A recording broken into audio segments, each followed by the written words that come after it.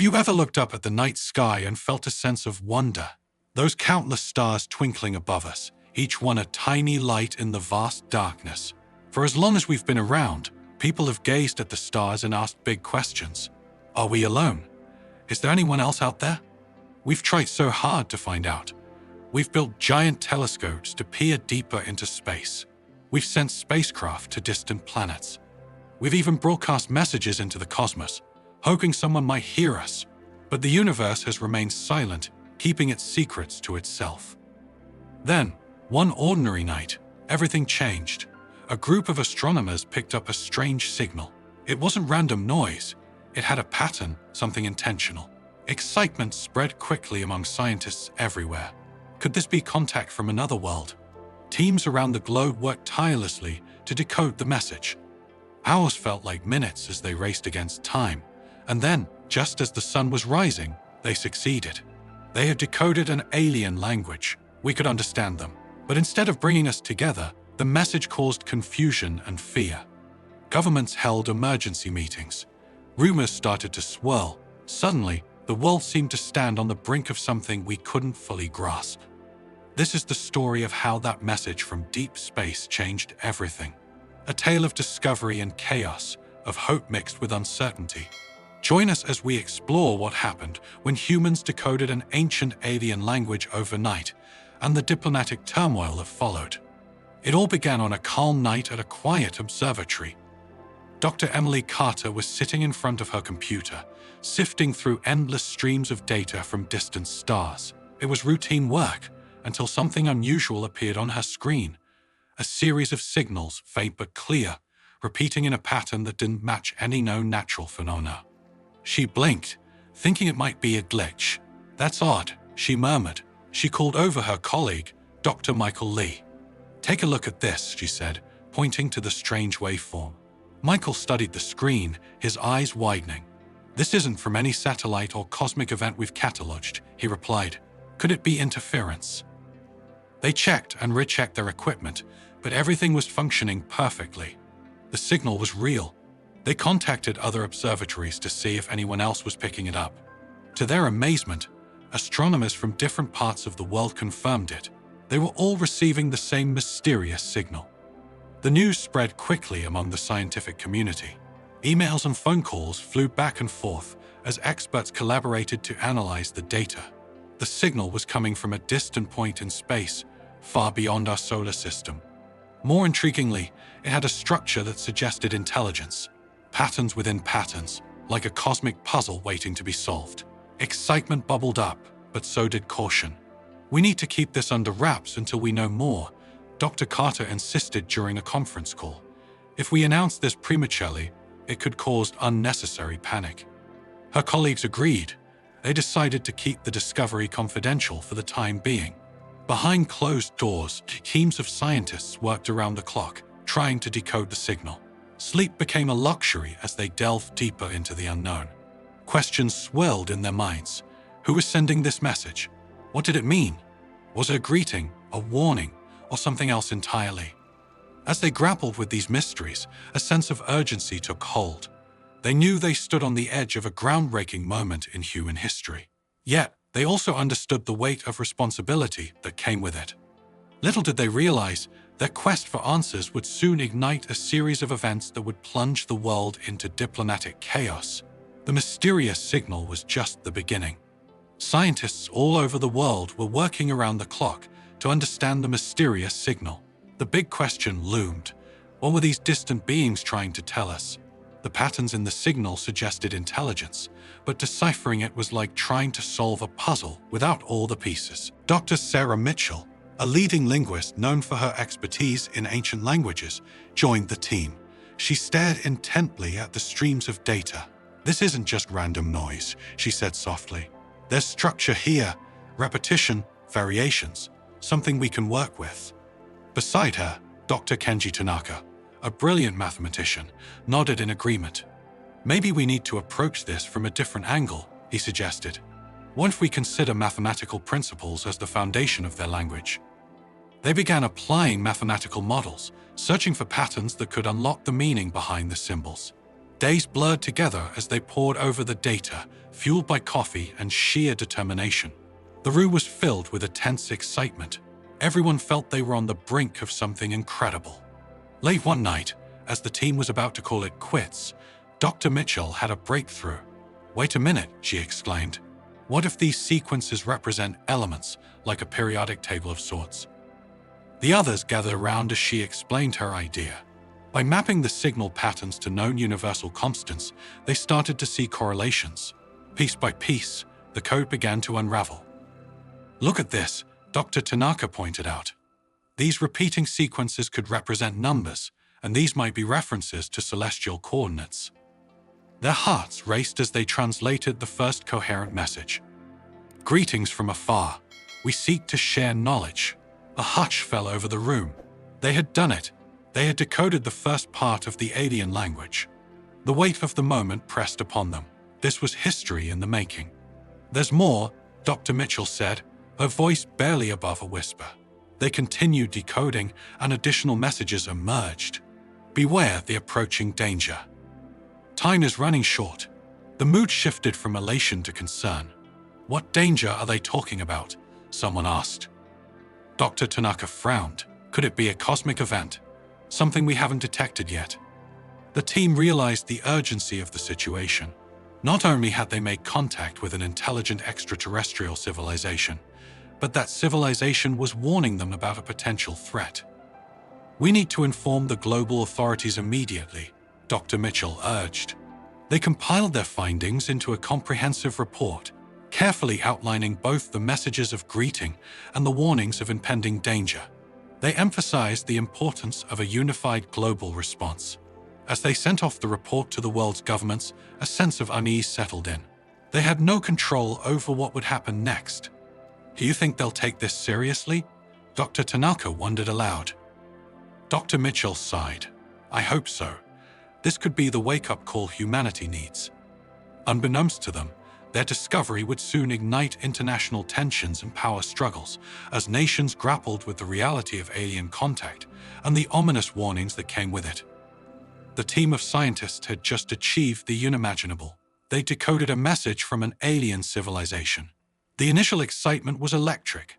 They had made first contact, something humanity had dreamed about for generations. But as they delved deeper into the translated messages, the mood in the room began to shift. Dr. Sarah Mitchell read the lines over and over again, her hands trembling slightly. "This can't be right," she murmured. Dr. Kenji Tanaka leaned in. "What does it say?" he asked quietly. She took a deep breath.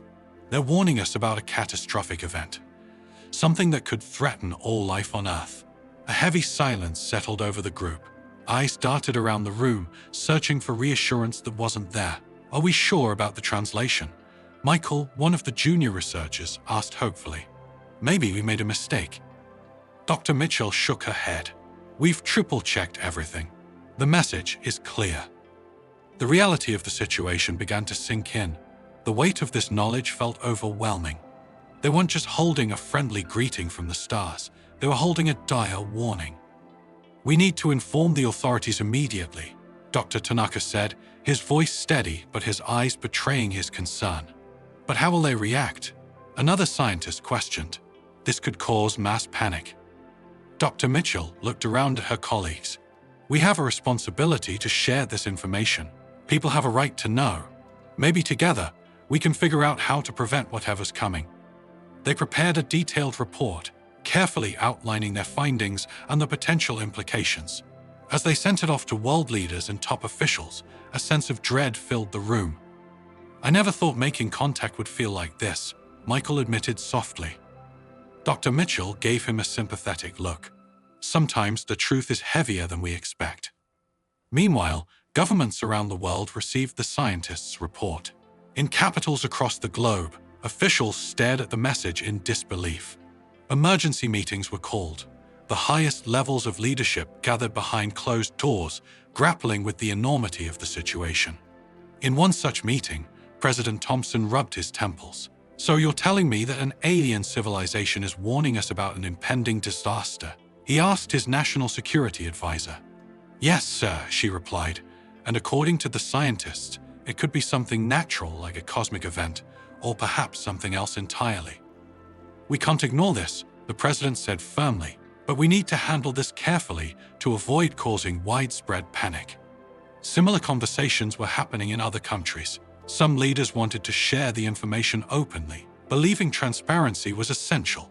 Others preferred to keep it secret until they knew more, fearing chaos and uncertainty. Back at the observatory, the scientists waited anxiously for a response. They knew that their discovery had placed an immense burden on the world. The knowledge they held wasn't just fascinating, it was terrifying. Dr. Tanaka gazed out the window at the night sky. "It's ironic, isn't it?" he mused. "We spent so long searching for signs of life out there, hoping for companionship in the universe. And now that we've found it, it's a warning that could change everything." Dr. Mitchell joined him. "I know, it's a lot to take in, but maybe this is our chance to come together, to face a common challenge." He nodded slowly. "I hope you're right." The weight of revelation pressed heavily on everyone's shoulders. The world stood at a crossroads, unsure of which path to take. The next steps would be crucial, and the stakes had never been higher. As the scientists waited anxiously, the governments of the world began to grapple with the alarming news. In capitals across the globe, urgent meetings were called. Leaders, advisors, and military officials gathered behind closed doors, the weight of the situation pressing heavily upon them. In Washington, President Thompson sat at the head of a long table, his expression serious. "Ladies and gentlemen," he began, "we are facing an unprecedented event. An alien civilization has not only contacted us, but is warning us about potential disaster." His national security advisor, Karen Miller, leaned forward. "Mr. President, we verified the authenticity of the scientists' findings. Other nations are receiving the same information. We need to decide how to respond." Across the ocean in London, Prime Minister Collins was having a similar conversation. "We must coordinate with our allies," she insisted. "This isn't just about one country, it's about all of us." But not everyone saw it that way. In a secure meeting room elsewhere, a high-ranking official declared, "We can't trust others to handle this properly. We need to prioritize our own nation's safety, gather as much information as possible, and keep it classified." Back in the United States, debates raged among the president's advisors. Some argued for transparency, believing that the public had a right to know and that global cooperation was essential. Others feared that releasing the information would cause mass panic and destabilize society. "If we go public with this," warned General Roberts, "we risk chaos. People might lose trust in our ability to protect them." Karen Miller countered, "But if we keep it secret and things get worse, the fallout could be even more severe. We need to lead by example and encourage international collaboration." President Thompson rubbed his chin thoughtfully. "What are other countries doing?" he asked. "Some are already reaching out to form alliances," Karen replied. "Others are tightening their security and withholding information." The president sighed. "We can't afford to be divided on this. Set up a conference call with other world leaders. We need to talk." Meanwhile, news of unusual government activities began to leak to the public. Journalists noticed increased security around key buildings, and whispers of a global crisis started to spread. Social media buzzed with speculation, but no one knew the full story. In an emergency session at the United Nations, representatives from various countries took the floor. Voices were raised, tensions high. "We propose that all nations share their information openly," one ambassador urged. "This is a threat to humanity as a whole." Another delegate shook his head. "How can we be sure that others will use the information responsibly? We have to protect our own people first." The debate highlighted deep-seated mistrust among nations. Old rivalries resurfaced, and cooperation seemed more challenging than ever. Back at the observatory, Dr. Sarah Mitchell watched news reports with growing concern. "This isn't what we hoped for," she said softly. "Instead of coming together, we're pulling apart." Dr. Kenji Tanaka nodded solemnly. "Perhaps there's still time to change that. Maybe we can reach out to our colleagues in other countries and encourage unity." They began contacting fellow scientists around the world, urging them to advocate for transparency and collaboration. Their message was simple: "We face this challenge as one species. Let's act like it." As pressure mounted, Some governments started to reconsider their positions. Small steps toward cooperation began to emerge, but distrust lingered. The world's leaders stood at a crossroads. The choices they made in the coming days would shape the future, for better or for worse. The weight of responsibility was immense, and time was running out. As news of the alien message reached the world's governments, the initial shock gave way to tension. In capitals around the globe, leaders grappled with the unsettling information. Meetings that started with hopeful collaboration began to sour as mistrust seeped in. In Washington, President Thompson paced the Oval Office. "We've shared everything we know," he said to his advisors, "but are we sure other nations are doing the same?" His chief of staff, Linda Martinez, frowned. "There are reports that some countries are withholding data. They might be trying to decipher more of the message on their own." Halfway around the world in Beijing, Chairman Lai met with his inner circle. "We must consider our national security," he stated firmly. "If other nations gain an advantage from this alien technology or knowledge, we could be at risk." In Moscow, President Petrov addressed his council. "We need to approach this carefully," he cautioned. "The messages might contain strategic information. Sharing everything could leave us vulnerable." Back in the United States, the Secretary of State reached out to allies. "We need full transparency," she urged during a video conference. "The only way to face this is together." But the responses were cautious. "We're still assessing the situation," came the reply from one nation. "We'll share more information when we're ready," said another. The media began to pick up on the secrecy. Journalists questioned why governments were being tight-lipped. Speculation ran wild, fueling public anxiety. In a televised debate, commentators argued over the lack of openness. "If there's a threat, people deserve to know," one insisted. "Or maybe they're hiding something beneficial," another countered. "Technology, resources, who knows what they might gain from the aliens?" Protests erupted in major cities. Crowds demanded transparency and accountability. Signs reading "We have a right to know," and "No secrets about our future" filled the streets. Amidst the growing unrest, alliances started to fracture. Countries that once stood side by side began to eye each other warily. At a NATO meeting, tensions were high. "We need assurances that all member states are being honest," a representative from Germany insisted. A French diplomat responded sharply, "Perhaps you should look inward before casting doubt on others." The British ambassador tried to mediate. "This infighting gets us nowhere. The real issue is the alien message and how we respond." But the seeds of distrust had been sown. Cooperation gave way to competition as nations prioritized their own interests. In secret labs, scientists were pressured by their governments. "Find out if there's any technology we can use," they were told. "We need any advantage we can get." Dr. Sarah Mitchell and her team noticed the shift. Funding was redirected, and access to international data was suddenly restricted. "They're pulling back," Dr. Kenji Tanaka observed grimly. "Everyone's retreating into their own corners." Dr. Mitchell shook her head. "This is exactly what we feared. Instead of uniting us, this could tear us apart." Amid the diplomatic friction, rumors began to circulate. Whispers of espionage and sabotage spread. Countries accused each other of hacking into secure systems, stealing research, and planting false information. In a heated United Nations session, accusations flew across the Assembly Hall. "We have evidence of unauthorized access to our networks," one delegate claimed. "These are baseless allegations," another shot back. "Perhaps you're trying to distract from your own activities." The Secretary General pleaded for calm. "Please, this is not the time for division.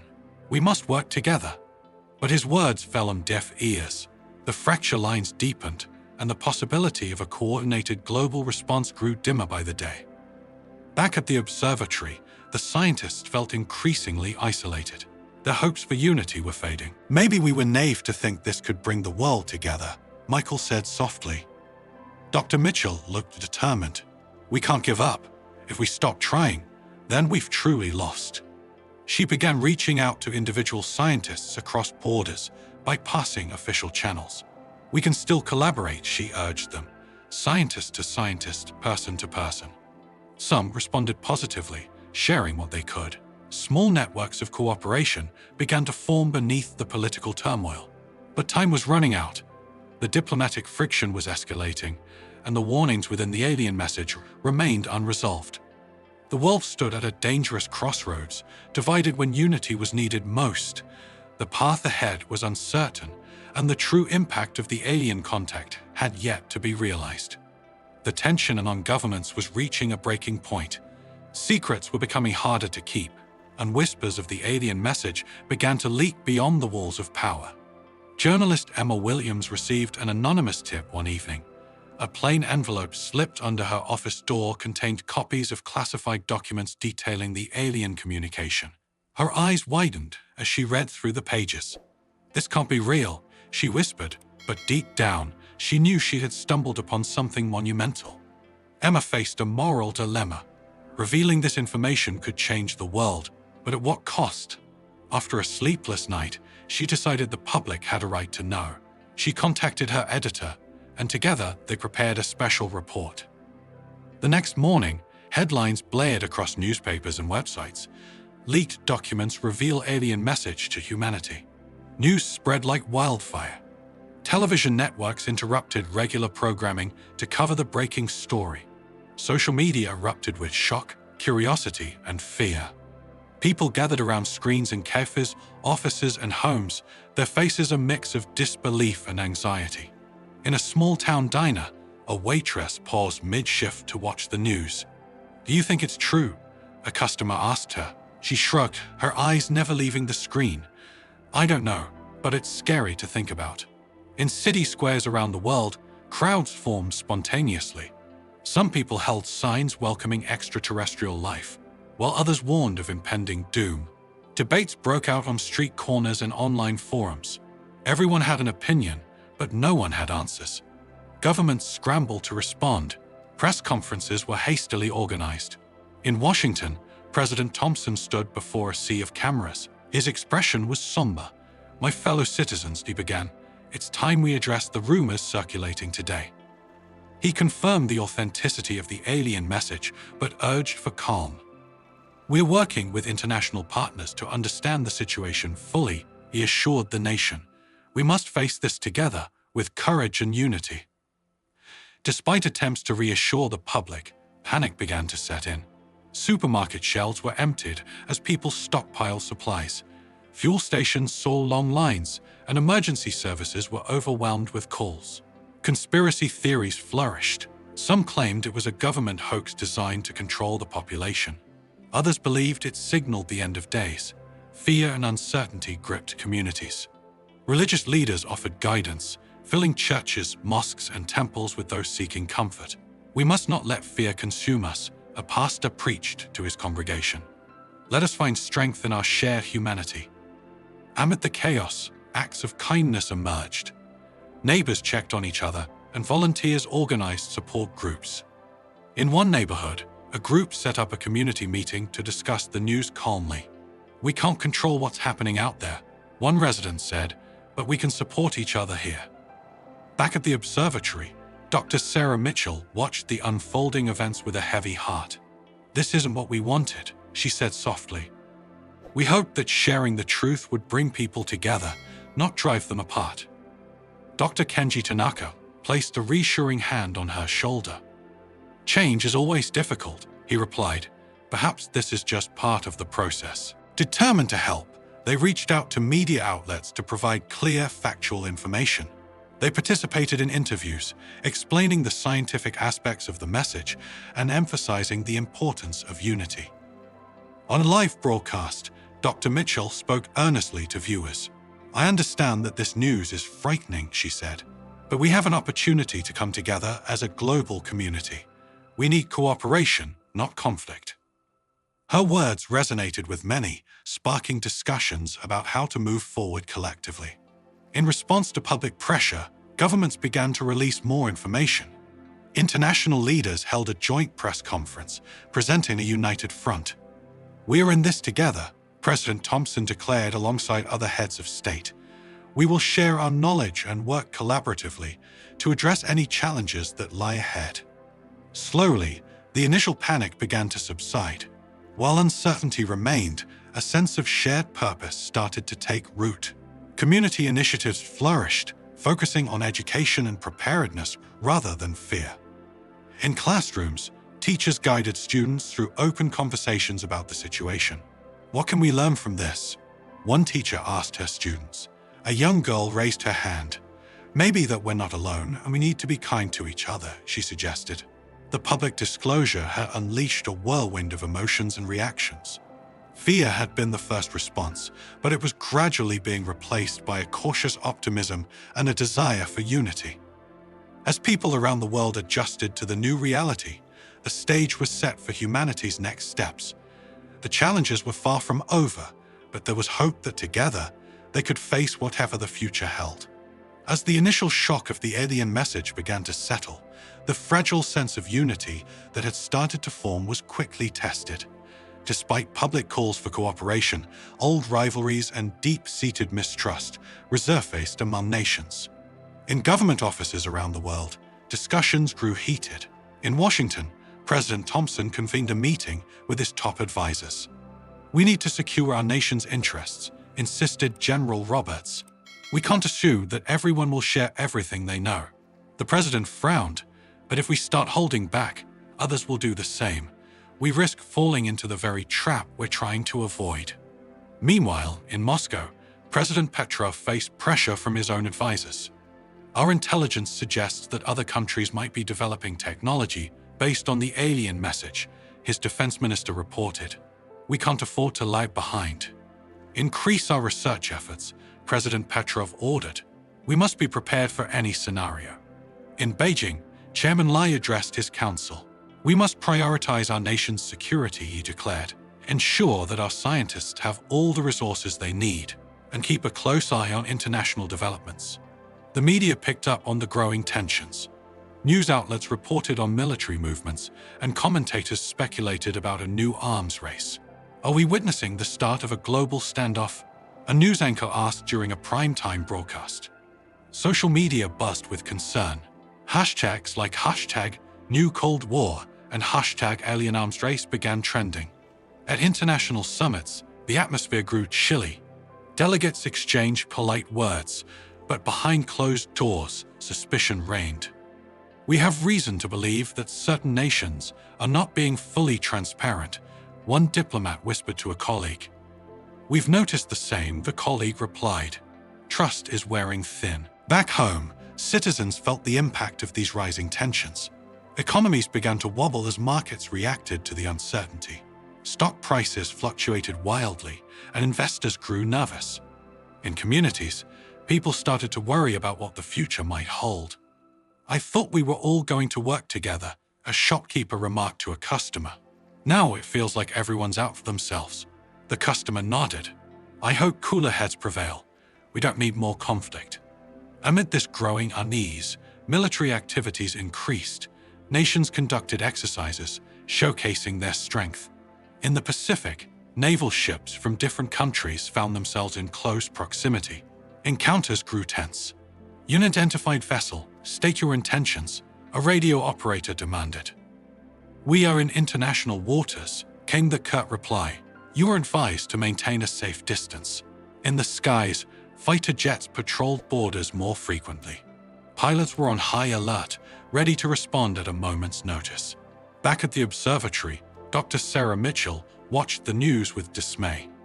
"This is getting out of hand," she said to Dr. Kenji Tanaka. "We're turning on each other when we should be standing together." Dr. Tanaka sighed. "Fear can make people act irrationally, but we can't lose hope." They decided to organize an international conference for scientists, aiming to bridge the widening gap. "Let's bring together experts from all over the world," Dr. Mitchell proposed. "Maybe we can rebuild some trust."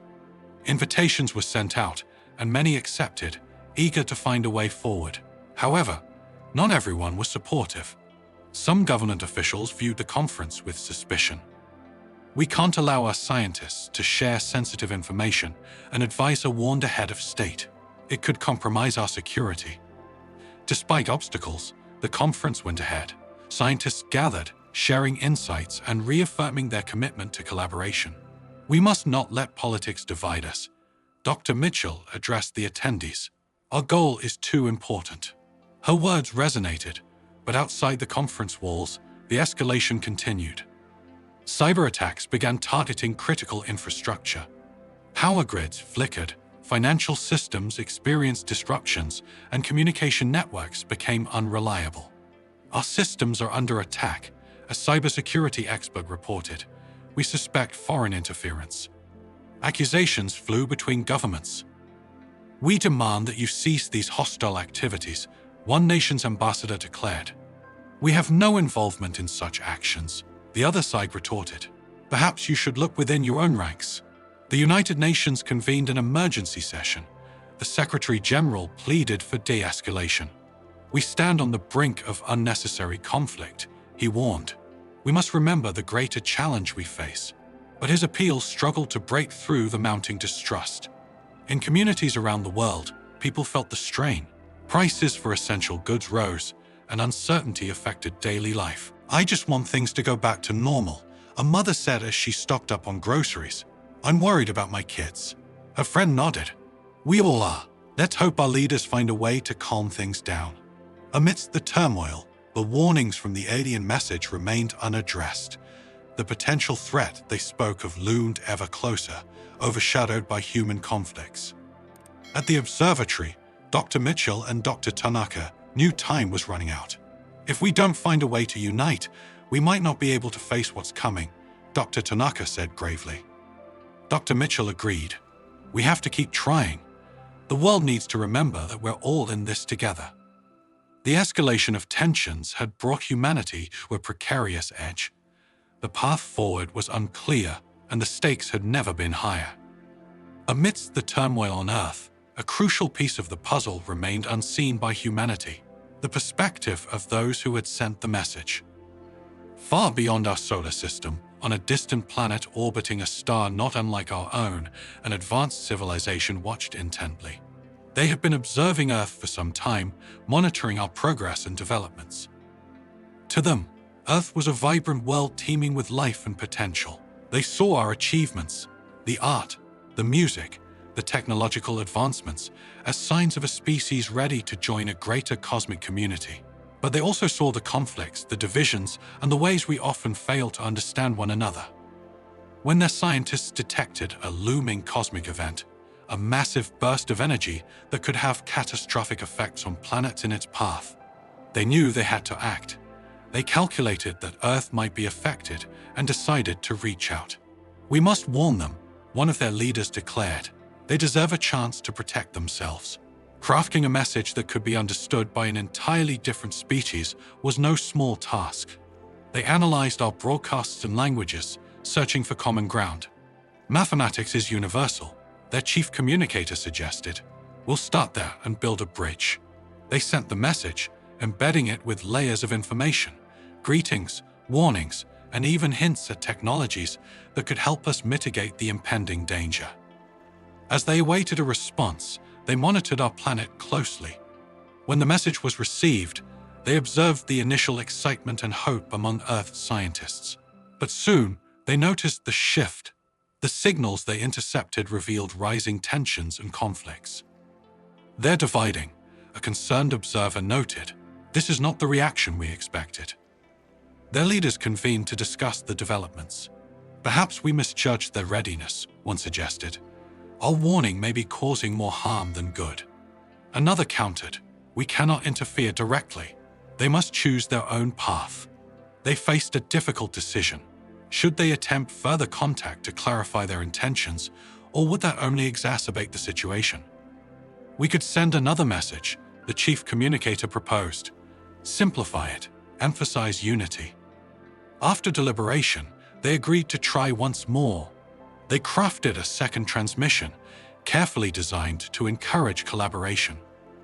Back on Earth, amidst the escalating tensions, scientists at the observatory detected a new signal. "We're receiving another message," Michael announced, his eyes wide with surprise. Dr. Sarah Mitchell and Dr. Kenji Tanaka rushed to analyze it. As they decoded the new transmission, a clear and simple plea emerged. "Work together. Your strength lies in unity." Dr. Mitchell felt a surge of emotion. "They're reaching out again," she said softly. "They see what's happening here." Dr. Tanaka nodded. It's as if they're gently guiding us, reminding us of what's important. They hurried to share the new message with global authorities, emphasizing its significance. In government halls, the reactions were mixed. Is this some kind of manipulation? A skeptical official questioned. Or perhaps it's genuine advice, another suggested. Maybe we've been approaching this the wrong way. News of the second message began to spread, both among leaders and the public. The simplicity and sincerity of the words resonated with many. In a televised address, President Thompson shared the new message with the nation. "We have received further communication," he announced, "a clear call for unity. Perhaps it's time we listen, not just to them, but to each other." His words marked a turning point for some. Discussions began to shift from confrontation to cooperation. At the United Nations, delegates took the floor with renewed purpose. "We stand at a pivotal moment," one ambassador declared. "Let us set aside our differences and face this challenge together." The sentiment echoed around the room. Representatives who had once eyed each other with suspicion now extended hands of collaboration. Meanwhile, the distant observers watched these developments with cautious optimism. "They're beginning to understand," the chief communicator observed. "Perhaps there is hope after all," another agreed. On Earth, scientists like Dr. Mitchell and Dr. Tanaka continued to work tirelessly, now with increased support and resources. Communities around the world embraced initiatives promoting solidarity. Cultural exchanges, joint projects, and open dialogues flourished. In schools, teachers encouraged students to think globally. "We're all part of the same planet," a teacher reminded her class. "Our actions affect not just ourselves, but everyone else too." The alien civilization continued to monitor, ready to offer further guidance if needed, but hopeful that humanity was on the right path. Back at the observatory, Dr. Mitchell gazed up at the stars. "Do you think they're still watching?" Michael asked her. She smiled gently. "I believe they are, and maybe, just maybe, they're rooting for us." The alien perspective had provided a crucial mirror, reflecting both our flaws and our potential. Their simple message carried profound wisdom. Our greatest strength lies not in competition, but in unity. As humanity began to embrace this truth, the possibility of overcoming the impending cosmic threat and any future challenges grew brighter. As the world grappled with the alien messages, a new sense of urgency began to take hold. The latest transmission, a simple plea for unity, resonated deeply with people everywhere. It was as if a light had pierced through the fog of fear and mistrust that had settled over humanity. In cities and towns across the globe, voices began to rise, calling for cooperation rather than conflict. In a small village square, an elderly woman stood before a gathering crowd. "We've spent too long focusing on what divides us," she said, her voice steady and warm. "Perhaps it's time we remember what brings us together." Her words sparked applause, and soon similar sentiments echoed in other communities. Social media buzzed with hashtags like #UnitedWestEnd and #OneHumanity, spreading messages of hope and solidarity. In the scientific community, Dr. Sarah Mitchell and Dr. Kenji Tanaka seized the moment.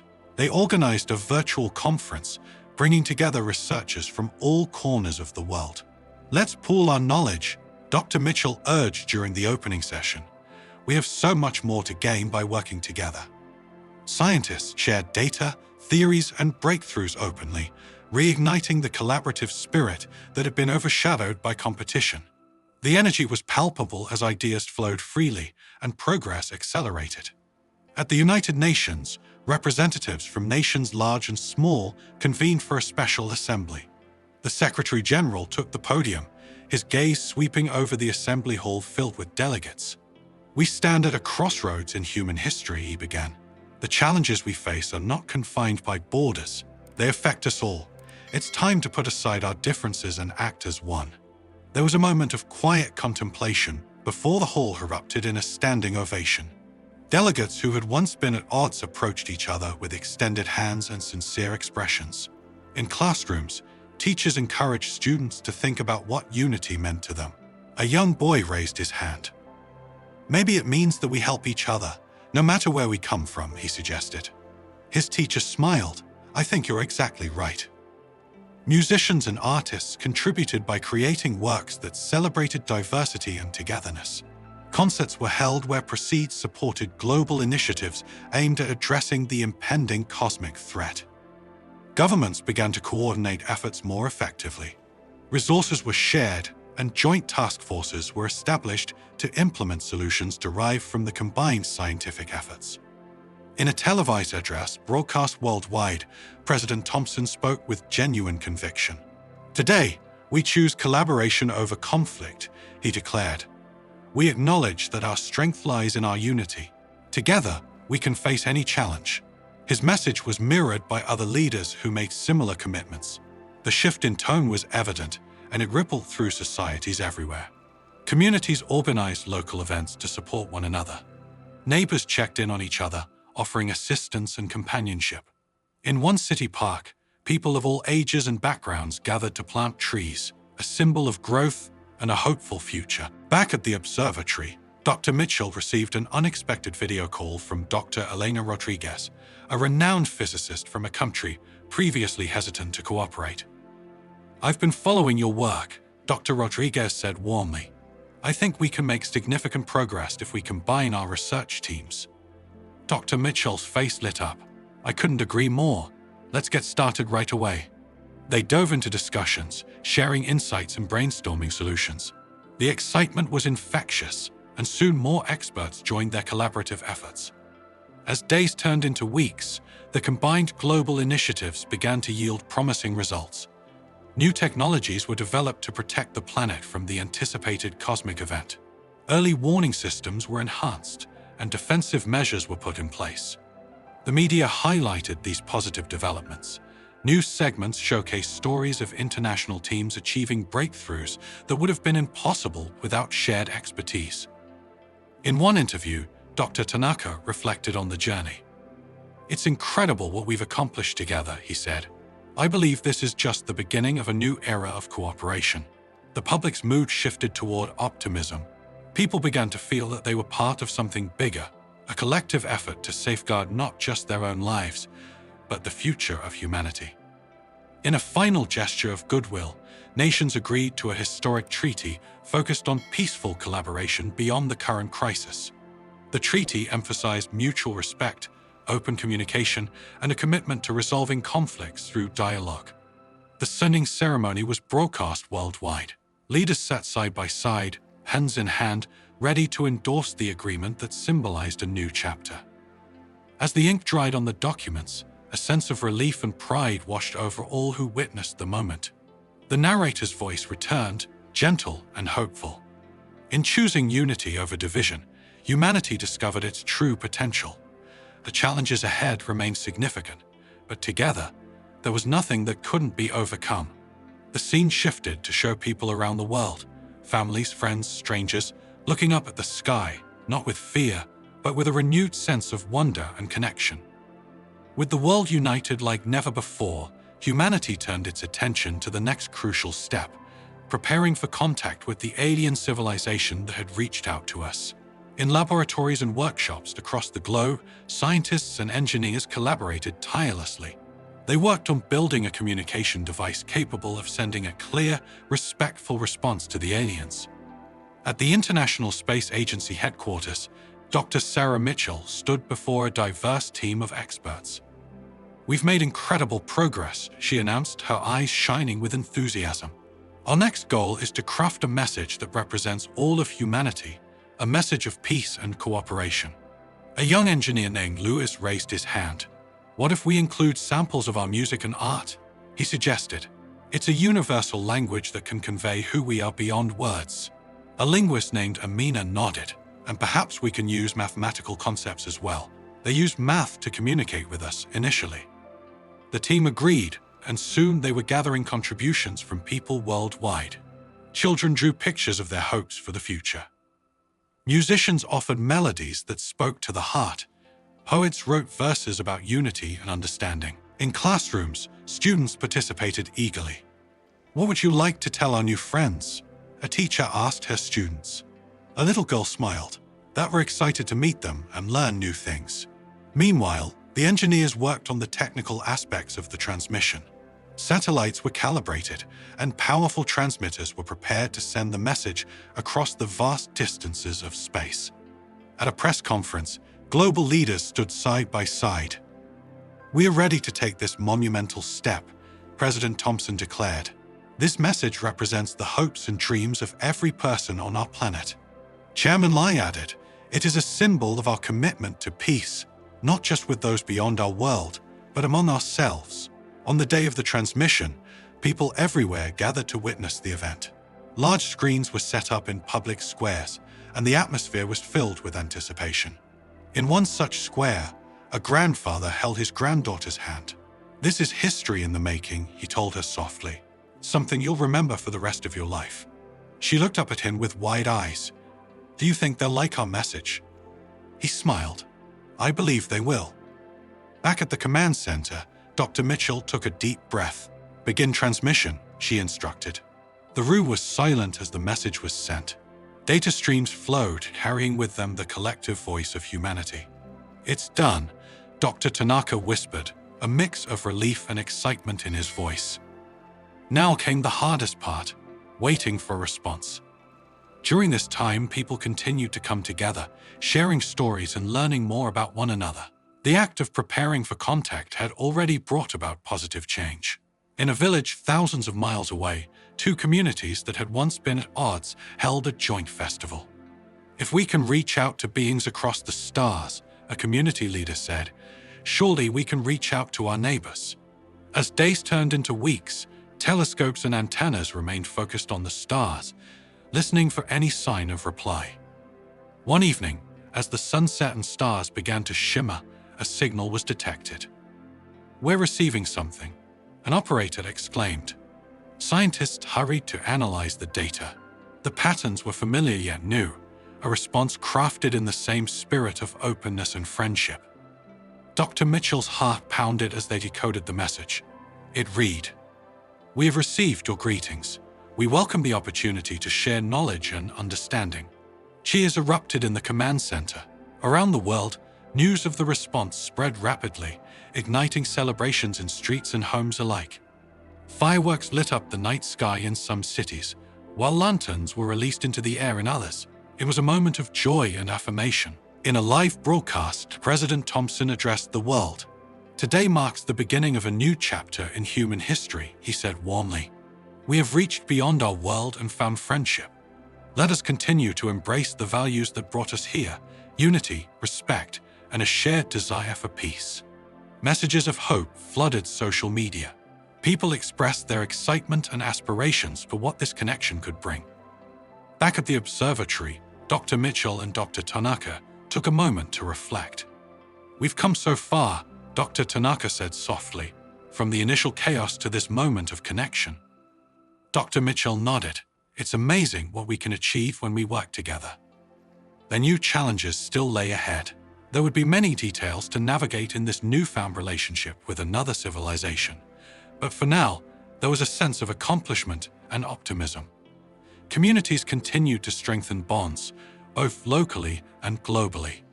Educational programs were established to prepare future generations for a more interconnected universe. A sense of wonder returned to stargazing. People looked up not with fear, but with curiosity and hope. The narrator's voice concluded gently. In preparing for contact, humanity discovered not just another civilization, but also the best parts of itself. The journey had only just begun, but the path forward was bright, illuminated by the collective light of countless souls choosing unity over division.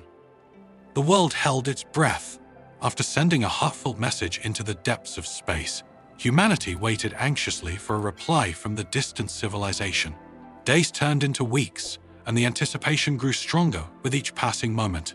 In bustling cities and quiet villages alike, people looked up at the stars with a mix of hope and wonder. Children asked their parents, "Do you think they'll answer?" Parents smiled softly, "I believe they will." At the International Space Agency, the atmosphere was a blend of excitement and nervousness. Dr. Sarah Mitchell and her team monitored the communication arrays around the clock. Screens displayed streams of data, but so far, there was no sign of a response. One evening, As the sun dipped below the horizon, Michael noticed a blip on one of the monitors. His eyes widened. "Dr. Mitchell, you need to see this." She hurried over, her heart pounding. On the screen was a new signal, one that matched the patterns of the previous messages from the alien civilization. "Is this?" she began. "It's them," Michael confirmed, barely able to contain his excitement. The team sprang into action, recording and decoding the incoming transmission. The room buzzed with energy as data flowed in. Everyone worked with focused determination, aware of the significance of this moment. After hours of careful analysis, the message was ready to be shared. Dr. Mitchell gathered the team. "They've replied," she announced, her voice filled with emotion. "Let's see what they have to say." She read aloud. "Greetings, friends from Earth. We have received your message with great joy. Your expressions of unity and peace resonate deeply with us. We look forward to sharing knowledge and fostering understanding between our worlds." A wave of relief and happiness swept through the room. Some team members cheered, others wiped away tears of joy. The countless hours of hard work and the hope they had carried were rewarded in that simple, profound reply. News of the response spread quickly. Media outlets broke the story, and soon the entire planet was celebrating. Streets filled with people dancing and singing. Bells rang from church towers, and fireworks lit up the night sky. In a live global broadcast, President Thompson addressed the world once more. "Today, we have received a message of friendship from beyond our world," he said, his smile radiant. "This is a testament to what we can achieve when we stand together. Let us embrace this opportunity to learn and grow as a global family." Messages of goodwill poured in from leaders around the globe. Chairman Lai spoke to his nation. "We embark on a new journey, one that extends our hands not just to each other, but to new friends among the stars." Communities organized events to commemorate the occasion. In parks and public squares, people gathered to share stories, music, and food from different cultures, celebrating the diversity that made humanity unique. At a school assembly, a teacher shared the news with her students. "We are living in extraordinary times," she said warmly. "Remember this day, and remember how important it is to keep our hearts and minds open." A student raised his hand. "What happens next?" he asked eagerly. She smiled. "Well, that's up to all of us. The future is full of possibilities." Back at the observatory, Dr. Mitchell and Dr. Tanaka reflected on the journey so far. "Can you believe it?" Dr. Tanaka said, gazing at the stars. "We've made contact with another civilization, and they're as eager to know us as we are to know them." Dr. Mitchell nodded thoughtfully. "It's incredible, and it all started with that first mysterious signal." They knew there was much work ahead. Establishing regular communication, understanding each other's cultures, and sharing knowledge would be complex tasks. But they also knew that with the unity humanity had achieved, anything was possible. International committees were formed to plan the next steps. Scientists, linguists, diplomats, and cultural experts collaborated to ensure that future interactions would be respectful and mutually beneficial. In one meeting, a young diplomat named Aisha suggested, "Perhaps we can invite them to send us a message about their world, their art, their history, what brings them joy." An older ambassador agreed. "Yes, let's make this a true exchange. After all, communication is a two-way street." As plans unfolded, people continued to nurture the spirit of unity that had brought them to this point. Environmental initiatives gained momentum, with nations working together to protect the planet they called home. Education programs emphasized global citizenship and the importance of understanding different perspectives. In a televised interview, Dr. Mitchell shared her hopes for the future. "This experience has shown us that when we come together, we can achieve the extraordinary," she said. "I believe that our connection with this distant civilization will not only expand our knowledge of the universe, but also deepen our understanding of ourselves." The interviewer leaned forward. "What do you think is the most important lesson we've learned from all of this?" Dr. Mitchell smiled gently. "That our greatest strength lies in unity. No matter the challenges we face, when we stand together, we can overcome anything." As night fell, people around the world looked up at the sky, feeling a little less alone in the vast expanse of the universe. The stars seemed to shine brighter, each one a reminder of the connections yet to be discovered. The narrator's voice concluded with a hopeful tone. The awaited reply was more than a message from the stars. It was a celebration of humanity's capacity for unity, compassion, and curiosity. As we stepped into a new chapter of our shared story, we carried with us the understanding that the bonds we forge can reach across any distance, illuminating the path forward for all. With the response from the alien civilization Wanli received, humanity found itself at a pivotal moment. The journey from fear and uncertainty to hope and unity had reshaped the world in ways few could have imagined. Communities everywhere embraced the new spirit of collaboration. Nations that once stood on opposing sides now worked hand in hand, focusing on common goals rather than differences. Environmental projects flourished as countries united to heal the planet, recognizing that a healthy Earth was essential for all. In schools, children learned about the vastness of the universe and the importance of understanding and respecting other cultures, both on Earth and beyond. Teachers encouraged open discussions, and students shared their dreams for the future. At the International Space Agency, Dr. Sarah Mitchell and Dr. Kenji Tanaka led teams collaborating directly with the alien civilization. Through shared technology and knowledge, they made advancements in medicine, energy, and communication that benefited everyone. One afternoon, Dr. Mitchell stood on a balcony overlooking the bustling agency grounds. Dr. Tanaka joined her, a contented smile on his face. "Can you believe how far we've come?" he asked softly. She nodded. "It's incredible. We've turned what could have been a global crisis into an opportunity for growth and understanding. Do you remember when we first received that mysterious signal?" he mused. She laughed gently. "How could I forget? It feels like a lifetime ago." They both knew that the real achievement wasn't just in making contact with another civilization. It was in how humanity had united in the process. In a global broadcast, leaders from around the world addressed their citizens together. "We stand here today not as separate nations, but as one people," President Thompson began. "The challenges we've faced have taught us the power of unity and the strength that comes from working together."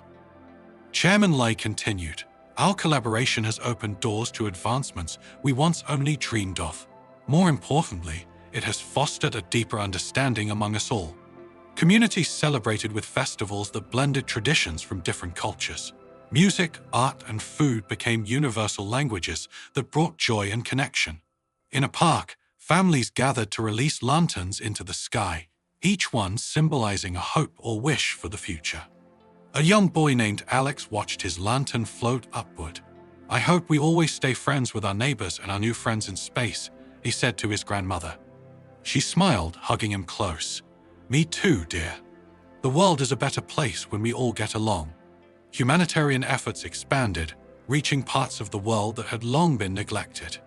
Access to clean water, education, and healthcare improved as resources were shared more equitably. The global community took collective responsibility for the well-being of all its members. In a university lecture hall, Professor Elena Ramirez spoke to her students about the transformation the world had undergone. "We've witnessed a remarkable shift in how we relate to one another," she said. "What do you think has been the most significant change?" A student raised her hand. "I think it's the way we've started to see ourselves not just as citizens of one country, but as citizens of the world." The professor nodded. "Exactly. And that perspective opens up endless possibilities for cooperation and peace." Back at the observatory, Michael approached Dr. Mitchell with a thoughtful expression. "Do you ever wonder what would have happened if we hadn't decoded that message?" he asked. She considered for a moment.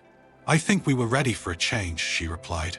"The message was the catalyst, but the potential for unity was always within us." Dr. Tanaka joined them, holding a small plant. "Look at this," he said proudly. "A gift from our friends, a plant native to their world that can thrive here and improve our soil quality." They marveled at the delicate leaves, a symbol of the growing connection between the two civilizations. As time passed, the initial excitement settled into a steady commitment to maintaining the bonds that had been formed. Challenges still arose, but they were met with cooperation and a problem-solving spirit. In a closing address to the global community, the Secretary General of the United Nations, spoke with optimism. "We have learned that our diversity is our strength," he said. "By respecting and embracing our differences, we've built a foundation for lasting peace and prosperity. Let us continue to nurture this unity for generations to come." The narrator's voice returned, gentle and reflective. In coming together, humanity discovered not only new friends among the stars, but also the best within itself. The journey was not without obstacles, but the choice to unite made all the difference. As we look toward the future, we carry with us the lessons learned that empathy, cooperation, and open-mindedness can transform the world. The stars above no longer represent the unknown to be feared, but the connections yet to be made.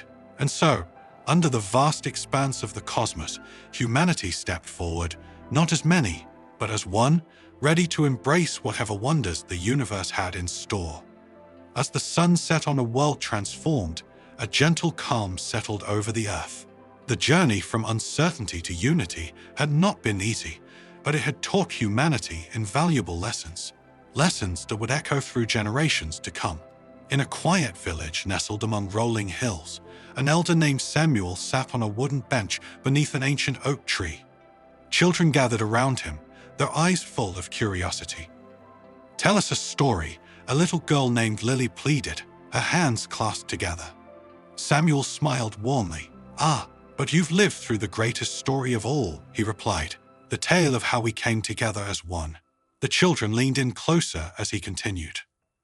"There was a time when we were divided," he said softly. "We focused on what set us apart rather than what we shared. But then, something extraordinary happened. A message from the stars reminded us of the vast universe beyond our own lives. It showed us that we're part of something much bigger." In cities across the globe, similar scenes unfolded. People gathered in parks, community centers, and homes, reflecting on the remarkable changes they experienced. Elders shared wisdom gleaned from years of witnessing the world's ebb and flow. In a bustling metropolis, May, a grandmother with silver-streaked hair, sat with her granddaughter on a balcony overlooking the city lights. "When I was your age," May began, "the world seemed so big and sometimes frightening. But now, we understand that we're all connected." Her granddaughter, Ja, rested her head on May's shoulder. "Do you think things will stay this way?" she asked softly. May hugged her gently. "That's up to you and your friends. Our generation has done its part. We've learned that wisdom doesn't just come from age, but from listening, caring, and being open to change." Back at the International Space Agency, Dr. Sarah Mitchell prepared to address a gathering of young scientists and students. "You've grown up in a time of incredible transformation," she said, her gaze sweeping over the attentive faces. "The challenges we faced taught us that knowledge and wisdom must go hand in hand. It's not enough to seek answers. We must also understand how those answers impact others." She paused, letting her words settle. "Remember that wisdom comes from collaboration and empathy," she continued. "As you embark on your own journeys, carry with you the understanding that every action has a ripple effect." In a remote desert, a group of travelers gathered around a campfire under a canopy of stars. An old storyteller named Amina shared tales passed down through generations. "Our ancestors looked up at these same stars," she mused. "They sought guidance, wondered about their place in the universe. Now we've reached out and touched the stars themselves. But the most important journey was the one we took within, discovering the depth of our own hearts." A young man added thoughtfully, "It's amazing how facing the unknown brought us closer together." Amina nodded. "Yes, and it's a reminder that wisdom often emerges from the challenges we least expect." In classrooms worldwide, educators incorporated these lessons into their teachings. They encouraged students to think critically, to question kindly, and to seek understanding beyond surface differences. At a university lecture, Professor Elena Ramirez concluded her course on global ethics. "As you step into the world, remember that wisdom isn't just about what you know," she advised. "It's about how you use that knowledge to make a positive impact. Strive to be thoughtful, to listen as much as you speak, and to build bridges wherever you go." In the halls of government, leaders drafted policies that reflected the newfound commitment to unity and sustainability. Decisions were made with consideration for both present needs and future generations.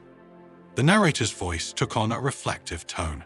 The wisdom of the ages isn't found in grand monuments or written in ancient texts alone. It's carried in the hearts and minds of those who choose compassion over conflict, understanding over ignorance. The journey humanity undertook revealed that true wisdom lies in recognizing our shared humanity, in valuing the rich tapestry of cultures and experiences that make up our world. As the Earth turned beneath the vast expanse of the cosmos, people everywhere embraced a simple yet profound truth. We are all stewards of not just our planet, but of each other's hopes and dreams. In the quiet moments, under starlit skies, individuals found peace in knowing they were part of a larger story, one that would continue to unfold with each new day, guided by the wisdom they had gained. And so, the legacy of this time wasn't just the advancements or the connections made with distant stars. It was the understanding that the greatest journey is the one that brings us closer to one another. As generations looked back on this era, they did so with gratitude and pride, knowing that when faced with the unknown, humanity chose the path illuminated by wisdom, compassion, and unity. The story lives on in each of us, a testament to the enduring power of the human spirit and the wisdom that guides us through even the most uncharted territories.